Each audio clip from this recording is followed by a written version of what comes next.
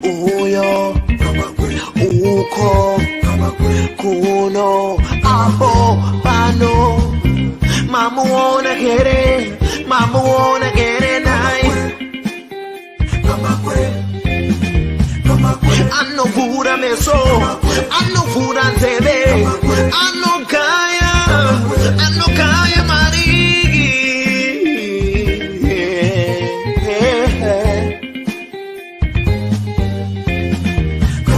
Doti kom, wengele doti kom utasai.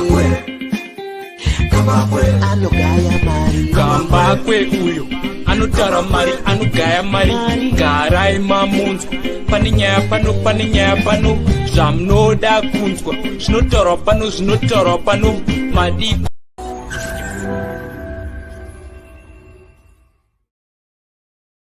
Right, 23 January 2022, and today I'm joined by Mr. Pangane Mhlanga for a quick discussion. How are you, sir? I'm good. Thank you very much, my brother.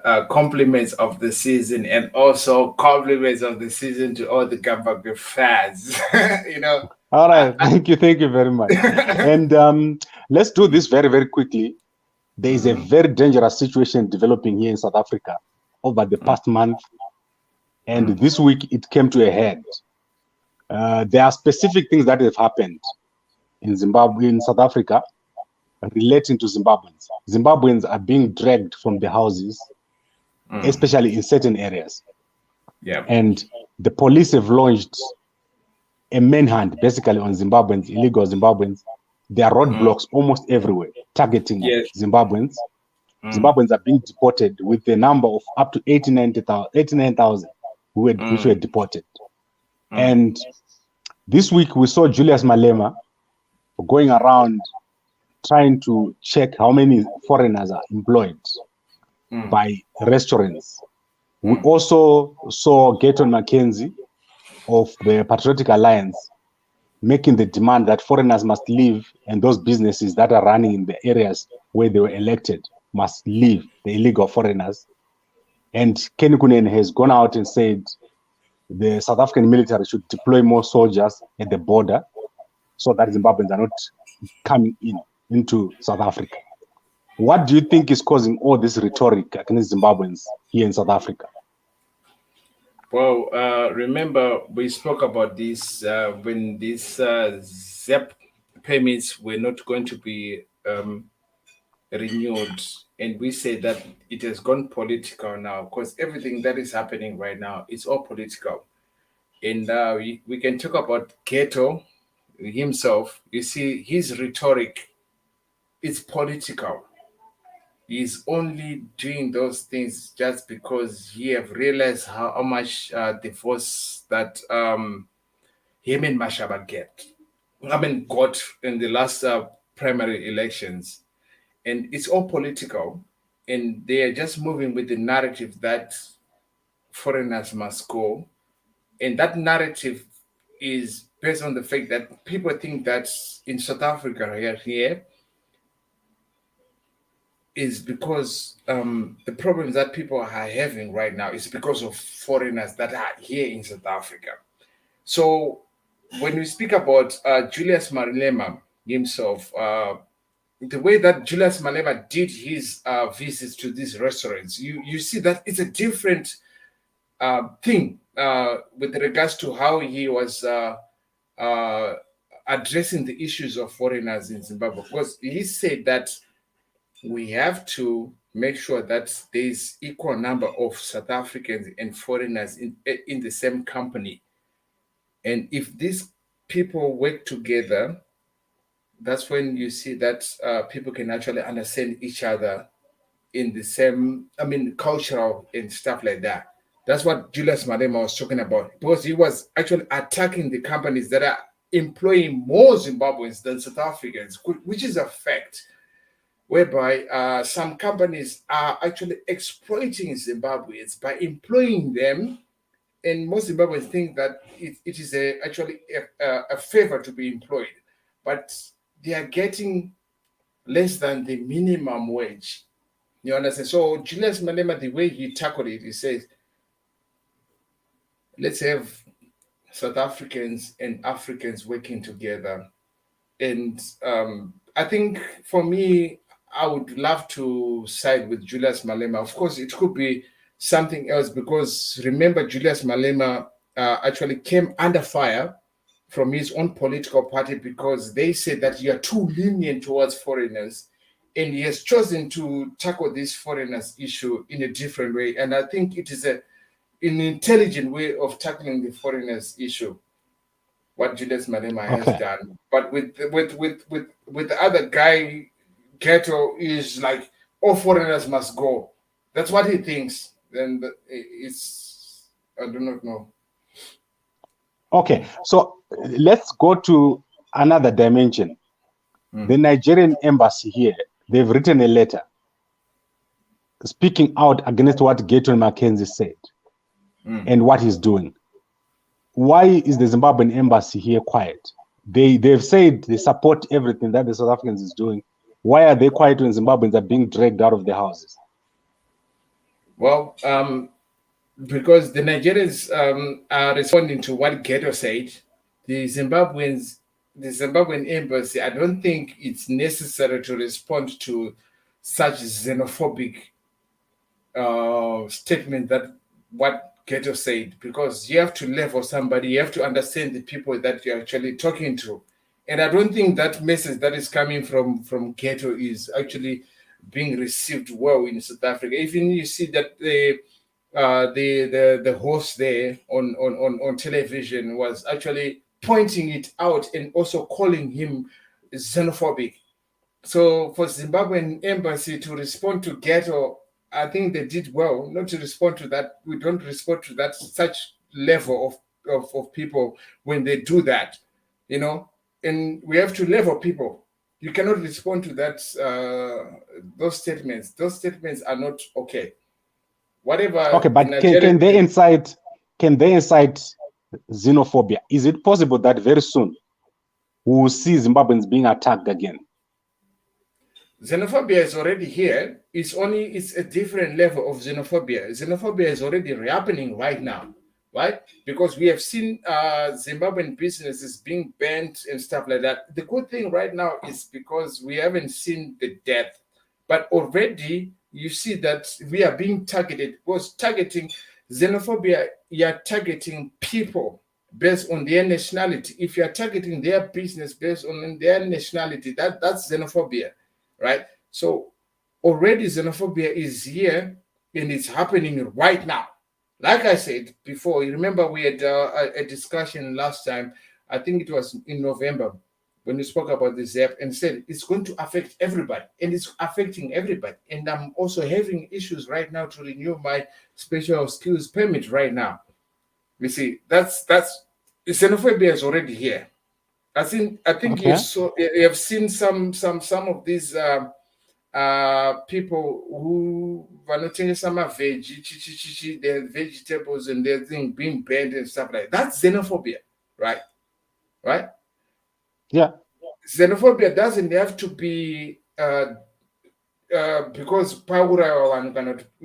people have died or something. Xenophobia is already here, and it is happening right now. Xenophobia. Okay, now let's conclude with what needs to be done.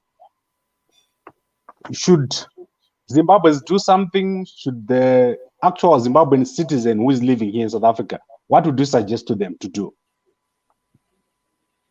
Well, that's a very tricky question to tell you for a fact. It depends with the person because you need to actually understand exactly what you want. If whatever you are doing right here is being affected by this, then it means you have to go back home, right? If whatever you are doing is not affected by what is going on and you can still survive right here in South Africa, then it means you can stay. That's what I can say. That's a very tricky question. But if whatever is going on is affected by this, go back home. And I would want our country, our government to have a safe net for the people that are coming back. Why I say that? Because the Remember, people who come to South Africa, they are pushed by they want to work. They are motivated by working. Understand? But then, if you compare the Zimbabweans that are in Zimbabwe right now, most people in Zimbabwe need to understand this. Zimbabweans are unique. Zimbabweans that are in Zimbabwe right now, they are unique because you are looking at entrepreneurs. You're not looking at labor. You understand? So the people that came to to South Africa, those are labor. Those are the people who are looking for work. But the people that stayed there in Zimbabwe, those are unique people because you are looking at an entrepreneur, a person who's able and capable of creating income from something else. You understand? Which is different. And if we can nurture that, if we can nurture that skill that we have right now in Zimbabwe, which because it was because of circumstances that we went through in Zimbabwe, and we have got so many entrepreneurs in Zimbabwe. So the people that will be coming from South Africa, those are the people that I'm saying that the government need to provide a safety net because remember they are labor. Sorry okay, to but say, what kind of safety net should the government provide? Oh, create employment, but employment is being created by the people there in Zimbabwe because remember we are talking about the people in Zimbabwe. They are entrepreneurs. They're creating employment and they create employment for other people, and like that, it works like that, and it's a domino effect, you know, and that's what we need to do. If we can nurture that skill that has been, of course, it was difficult for everybody, but what we have achieved as Zimbabweans. You don't see a Zimbabwean like it's difficult to compare a Zimbabwean with a South African right now, but you see that in the next 20 years or 30 years, you see that a Zimbabwean is better than any other African person right here in Southern Africa because you're looking at entrepreneurs, you're not looking at labor. Just like what people are. But you know what you're saying, why can't there be entrepreneurs in their own country? Which ones? The ones that are the Zimbabweans. The ones that are here, why can't they go back to Zimbabwe and be entrepreneurs? Because they are labor, but that's what motivated them to be in South Africa because they want to find work, they want to work. You see the difference. Those people who stayed, the people, you know, I want to say this and I give respect to the people who stayed in Zimbabwe. That's the difference because the people learned a skill of surviving, and that survival skill made a lot of people entrepreneurs. They can come up with anything. They can do anything, you know, because they are entrepreneurs now. That's the difference. So the people that left Zimbabwe and came here to South Africa, they were just looking for work. They want to be employed. That's the difference. So those are the people I say, employ them. All the people that are in Zimbabwe, this is the labor that will be coming to you. Employ the people there. You know, facts have to be said. Okay. I understand this. I understand it's difficult, but I think there's need for Zimbabweans to do something. They can't just wait and blame South Africans. Can Zimbabweans come together and make a plan? What is so difficult about making a plan? Because obviously this situation won't be reversed. Let me tell you what has happened in the past few months. The South African Home Affairs Ministry has banned the ZEP permits. They've banned the asylum system. They've not opened the asylum system for 2 years. They have not opened the permanent residence. So if you're Zimbabwean, you can't apply for permanent residence. They have not opened the naturalization department. So you cannot become a South African citizen. It's becoming difficult to be here if you are a Zimbabwean. And they're making it harder to become a citizen formally, which means they don't want Zimbabweans to be in this country legally or illegally. Why can't Zimbabweans realize this and make a plan? Like I said, pardon, like I said before, remember I said that the message was so clear. They don't want us here anymore. And I'll tell you from my own personal, what I'm planning right now. June, I'm going into the UK. I'm going to the UK. I've got some shows that are planned there in the UK, where I'll be playing on the Black Culture Radio in the UK. And once I go to the UK, I don't see myself coming back here in South Africa because they don't want us here. And the message was very clear, pardon.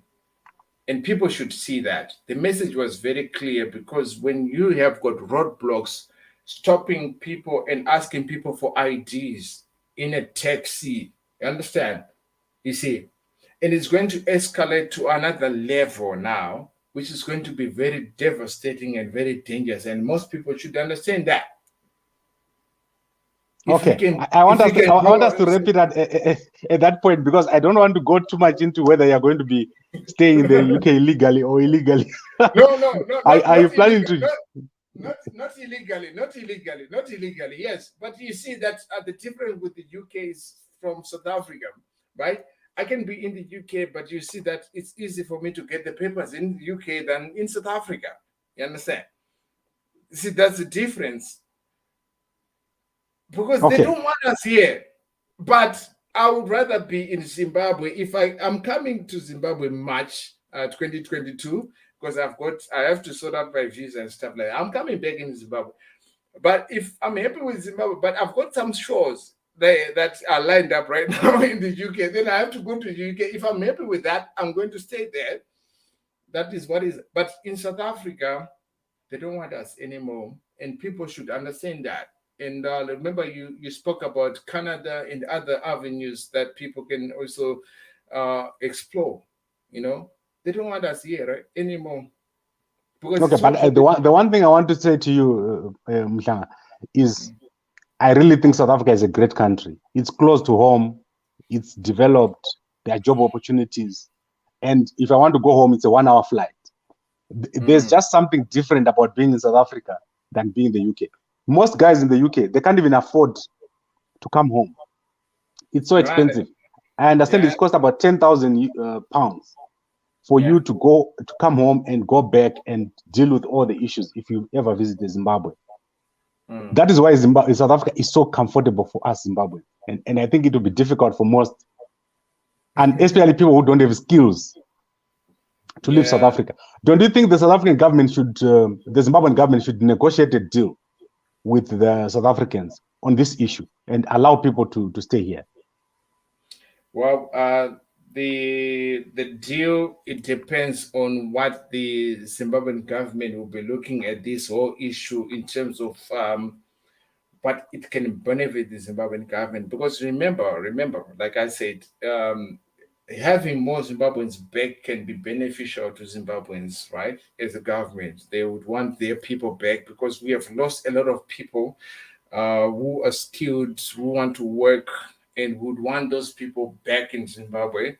I know the opposition will be looking at this as an advantage for them, but it doesn't work like that. It doesn't mean that everybody's going to come back to Zimbabwe, is going to vote for the MTC and stuff like that. That's what something else. But remember, that's what I think that's what is stopping the government from negotiating a deal, because it is beneficial. Remember, we have lost a lot of people, pardon, and I've worked with a lot of people that they should be working for Zimbabwe, but they're not working for Zimbabwe, but they're working for the South Africa. Like what you say, you saw that guy Ghetto.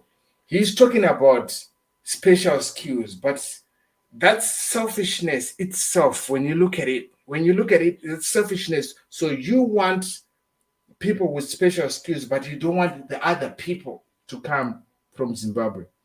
That's mentality itself. That's selfishness.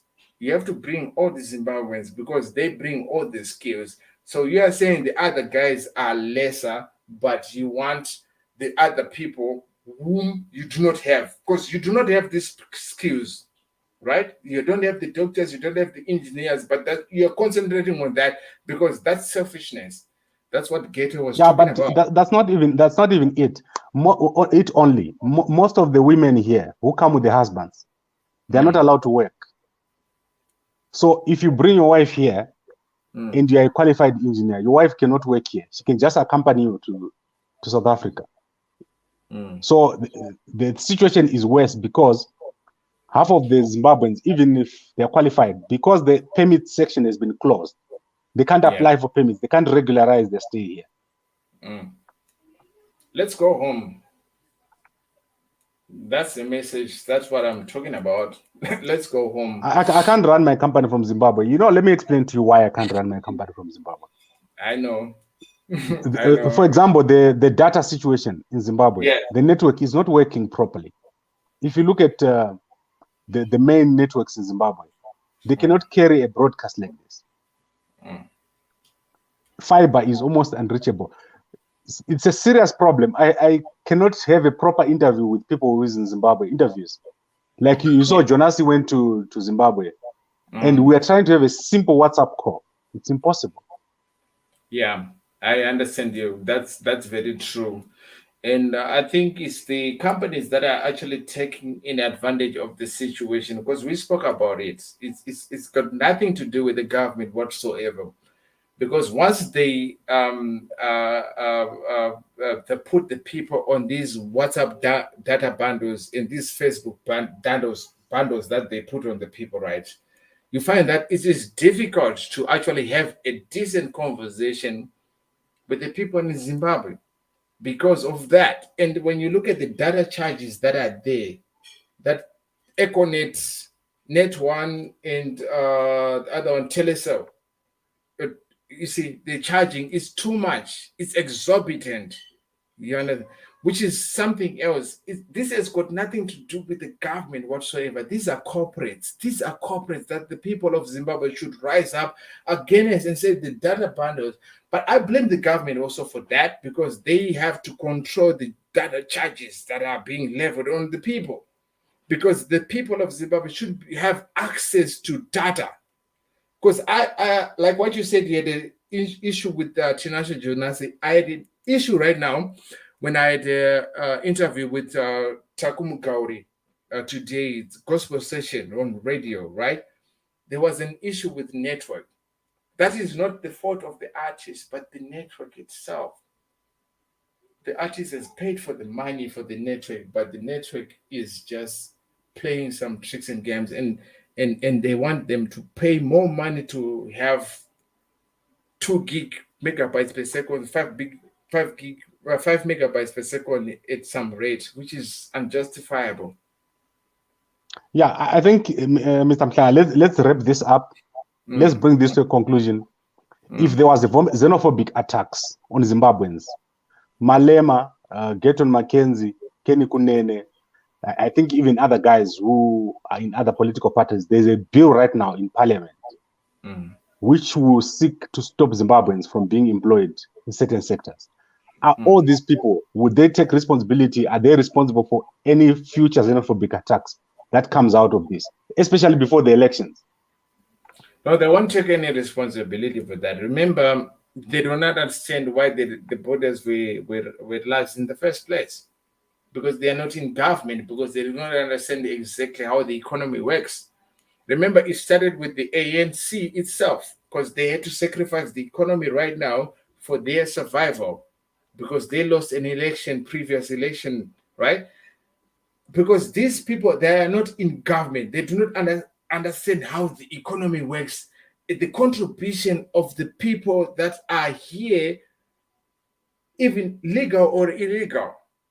Those exports, those groceries that we send in Nema Changanibek, that's an export. And they don't understand that. They don't understand how much money it is benefiting South African economy, because they're not in government. So they won't take any responsibility whatsoever. But when they came, when for some reason, if they are elected into government, they will understand those things that I'm talking about. They understand the impact that the foreigners, the Zimbabweans, because the definition of a foreigner in South Africa, remember this, it's a Zimbabwean, right? I don't want to be insensitive, but remember, when you define a foreigner in South Africa, remember, it's a Zimbabwean, because that's a foreigner. All these people, Malawi, Mozambique, Zambia, DRC, Nigeria, right? They are not defined as a foreigner. When you define a foreigner, you are talking about a Zimbabwean.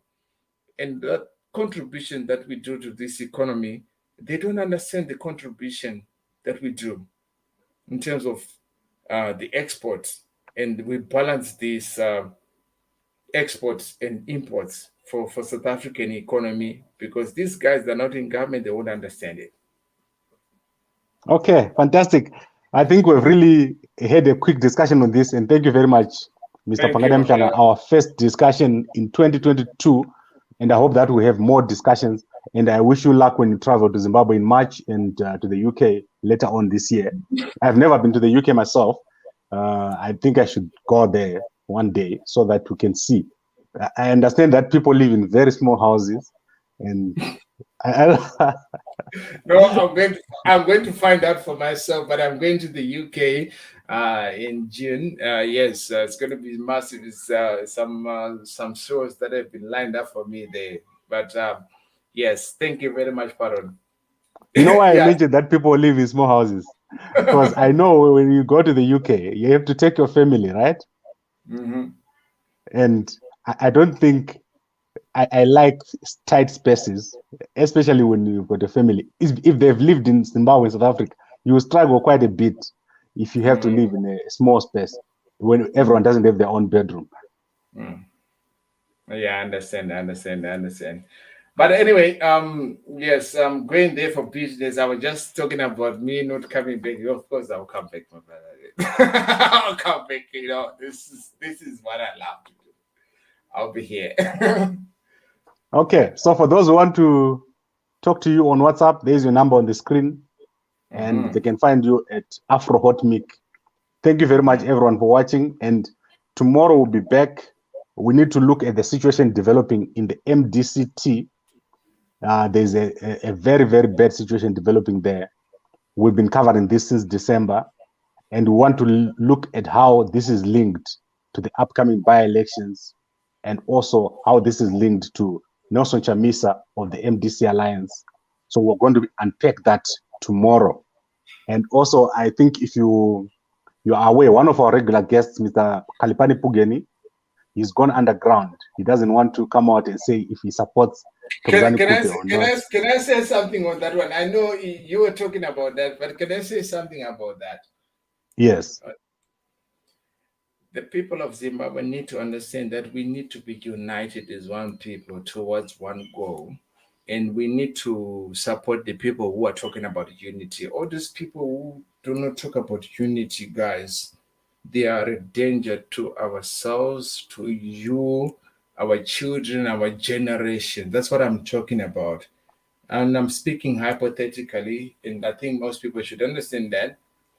Anybody who speaks about unity is the people that you should be aligning with. Everybody who's speaking about disunity or who speaks things about against another person, remember that person is not good for us. We need to be united. All other things that we need to address, because we have got a lot of stuff that we need to address. They can only be addressed if we are united as one people.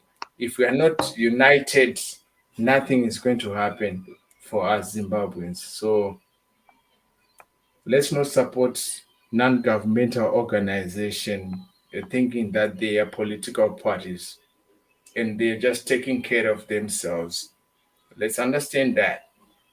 I didn't say much. I agree with you. And I think we need to unpack this. Zimbabweans have been taken for a ride for too long. And people need to open their eyes. Thank you very much, Mr. Pangade Mhlanga, and I will see you again next week. Thank you. Pardon.